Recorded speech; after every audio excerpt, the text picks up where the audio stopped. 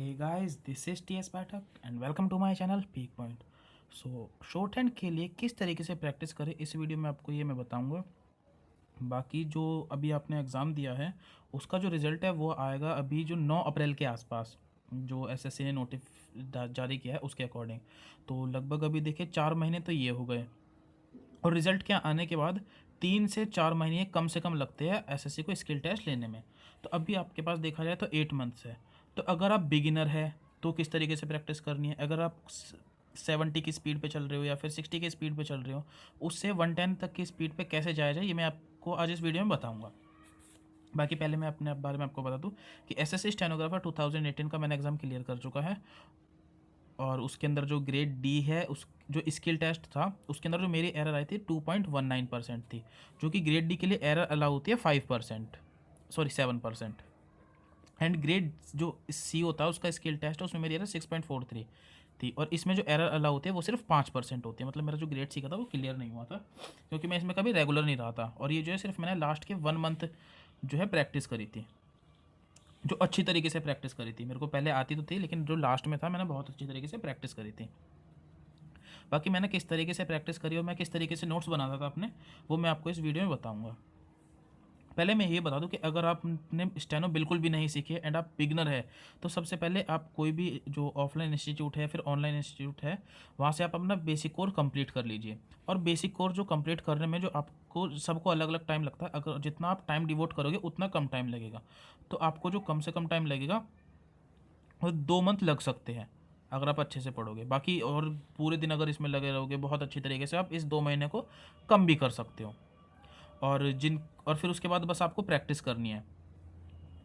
और अगर आप 60 या 72 की स्पीड पे हो तो आपको क्या करना, बस प्रैक्टिस करनी है और उसके नोट्स बनाने हैं। जो डिफ़िकल्ट वर्ड्स है, फ्रेज़ और डिफ़िकल्ट वर्ड्स है, और ये किस तरीके से बनाने मैं यही बताऊंगा। दूसरा, आपको जो मिनिमम, ये मिनिमम बता रहा हूँ, आप मैक्सिमम कितनी भी कर सकते हैं, 2 ट्रांसक्रिप्शन डेली आपको करनी पड़ेगी। और ये अगर हो सके तो कैलाश चंद्र की मैगजीन से करना, क्योंकि इससे जो है डिक्टेशन आ जाती है, एज इट इज़ आ जाती है। और आप प्रोग्रेसिव मैगजीन भी यूज़ कर सकते हैं। बाकी अगर हो सके तो आप केसी या प्रोग्रेसिव दोनों को साथ में लेके चल सकते हैं, क्योंकि अभी आपके पास 8 मंथ मिनिमम है, बिल्कुल इनफ है, तो आप दोनों को साथ में लेके चल भी सकते हैं। बाकी अगर आप ग्रेड डी के लिए कर रहे हो तो आप 90 की स्पीड पे लिखा करें अनसिन, और अगर ग्रेड सी के कर रहे हो तो 110 की स्पीड पे लिखा करो। क्योंकि जब हम एग्ज़ाम में देते हैं जो स्किल टेस्ट है, वहाँ पे जो हमारे जो कॉन्फिडेंस है, और अगर हमने घर पे 80 की स्पीड पे कर रखी है, मान लो वहाँ पे कोई वर्ड छूट जाते हैं तो बहुत दिक्कत हो जाती है। लेकिन अगर आपने 90 की स्पीड में घर पे कर रखी है तो वहाँ पे बहुत ईजिली आप क्लियर कर लोगे जो ग्रेड डी या ग्रेड सी का है स्किल टेस्ट। बाकी मैंने किस तरीके से अपने नोट्स बनाए थे मैं आपको बताता हूँ। जैसे कि मैं आपको एग्जांपल दिखाऊँ,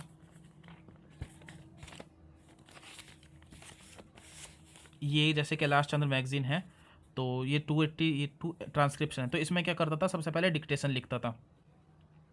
मतलब डिक्टेशन जो है वो ऑडियो में सुनता था, उसे लिख लेता था अपनी कॉपी में इस तरीके से।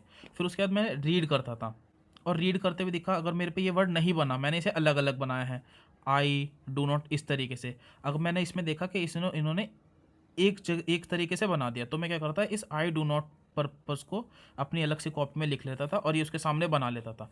फिर मैं आगे जैसे इन द बिगनिंग, ये एक तरीके से बनेगा इन द बिगनिंग, तो इसको भी अगर मैंने बनाया इस तरीके से फिर तो कोई बात नहीं, लेकिन अगर मैंने बड़ा करके बनाया है तो फिर मैं इसको अपनी कॉपी में नोट कर लेता था। जैसे एंग्जियस वर्ड है, जोन से भी डिफिकल्ट वर्ड मेरे को लगते थे मैं अपनी कॉपी में नोट कर लेता था। मैं आपको दिखाता हूँ, मैंने कॉपी बनाई थी, ये बनाई है मैंने कॉपी।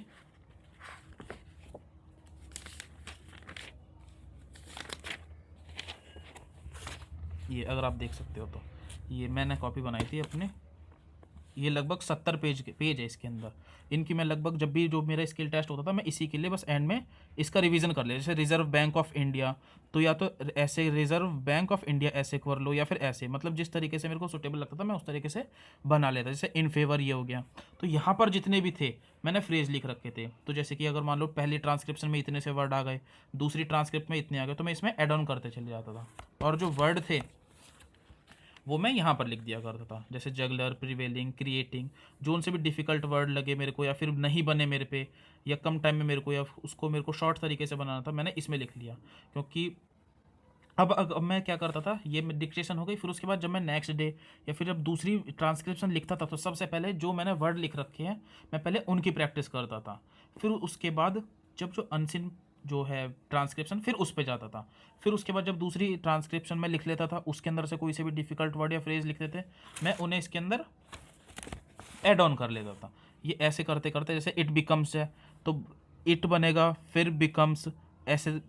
लेकिन उसे मैं ना एक तरफ बना लेता, इट बिकम्स ऐसे करके डायरेक्ट लिख लेता था। जैसे एंड ही मस्ट, क्योंकि अगर हम अलग अलग लिखेंगे एंड ही मस्ट तो टाइम जाएगा। तो जब मैंने उसके अंदर देखा मैगजीन के अंदर कि तो बहुत छोटा, इससे टाइम भी बचेगा, तो मैंने इस तरीके से लिखना स्टार्ट कर दिया। जैसे फॉर ऑल के लिए मैं ऐसे बनाता था, दैट वॉज द के लिए मैं इस तरीके से बनाता था। शायद आपको नज़र आ नहीं रहा होगा, ध्यान से देखिए। On the part of the government, तो on the part of the government.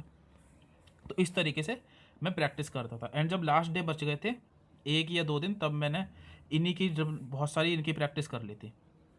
बाकी ये है, अगर आपको ये जो जो मैंने नोट्स बनाए हैं ये आपको चाहिए तो आप कमेंट करके बता देना।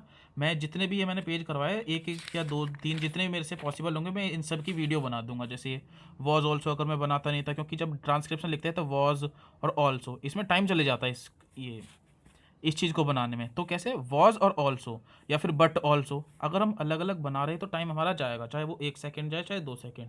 और वो जो 1 से 2 सेकेंड हम बचा लेते हैं ना, तो ये बहुत स्पीड में हमारा साथ दे जाते हैं। जैसे वी हैव टू तो वी हैव टू, और आई एम सेइंग तो आई एम सेइंग, या तो इस तरीके से बना दो या फिर आई एम सेइंग, इस तरीके से जोन सा भी ठीक लगे। तो अगर आप कहोगे तो मैं ये जितने भी मेरी कॉपी है इन सबको वीडियो बना दूंगा। बाकी ये है, अभी आपके पास टाइम है बहुत सही, तो आप प्रैक्टिस बस अच्छी तरीके से करिए। अगर आप बेसिक से भी कर रहे हैं या फिर अगर आपकी स्पीड 60 to 70 और इस तरीके से करेंगे तो बहुत ईजिली क्रैक कर लेंगे आप ये जो स्किल टेस्ट है। और बाकी अगर आप कहो कि दिन में कितनी ट्रांसक्रिप्शन करनी चाहिए और उसको टाइप कैसे करना है किस तरीके से, तो मैं वो भी बता देता हूँ।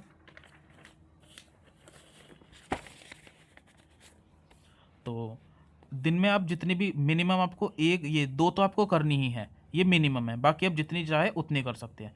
मिनिमम आपको क्या करना है, आप अनसिन जो है वो ट्रांसक्रिप्शन लिखना, फिर उसके बाद क्या करना, आप टाइमर 10 मिनट का टाइम से आप उसको पढ़ लेना, क्योंकि जो एसएससी देती है वो 10 मिनट रीड करने के लिए देती है। फिर उसके बाद अपने पीसी पे चले जाना और टाइम लगा लेना। अगर एसएससी मान लो 40 मिनट देती है, ये ग्रेड डी के लिए है, टाइम 40 मिनट मिलते हैं। एंड ग्रेड सी के लिए, सॉरी ग्रेड डी के लिए मिलते हैं हमें 50 मिनट, ये मैं गलत बता दिया। एंड ग्रेड सी के लिए हमें मिलते हैं 40 मिनट्स। तो आप टाइमिंग के साथ उसे टाइप कर दो और फिर उसके अंदर जो भी गलती होती है उसको जब टाइप कर दोगे, अब तो अपनी गलती देख लेना, मिला लेना क्या गलती है। ओमिशन के लिए एक वो गलती मानी जाती है, सब्सटीट्यूशन के लिए 2 गलती मानी जाती है। मान लो इज़ आ रहा है और आपने वहाँ आर लगा दिया तो 2 गलती मानी जाती है। स्पेलिंग के लिए हाफ गलती मानी जाती है। फुल स्टॉप के लिए लगभग वो फुली काउंट, और इस फुल स्टॉप के लिए आधी गलती मानी जाती है। और जो आपने कैपिटल जो लेटर होते हैं उसको स्मॉल बना दी, वो भी आधी गलती मानी जाती है। तो आप इस तरीके से काउंट कर लेना और आप देख लेना कि आपकी कितनी परसेंटेज एरर बन रही है। तो इस तरीके से आप अच्छे तरीके से प्रैक्टिस करोगे तो आप इजीली क्रैक कर लोगे ये जो एग्ज़ाम है। तो अगर आपके कोई भी डाउट हो तो आप कमेंट में पूछ सकते हैं।